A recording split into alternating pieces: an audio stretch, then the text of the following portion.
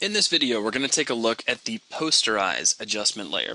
Now, the Posterize adjustment layer is going to allow you to tone down or control the number of different levels of color that exist within each individual channel. It does not allow you to control the total numbers of color across your image. So let's go ahead and drop this down on top of our jellyfish. And by default, the levels on this Posterize are set to 4.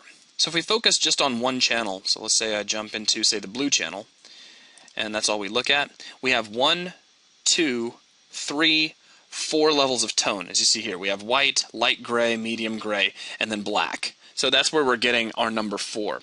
Now the interesting thing is we're also getting 4 entirely different locations for those levels inside of green and inside of red as well. So again, if you're expecting to only see 4 colors come out of this, that's not how this works.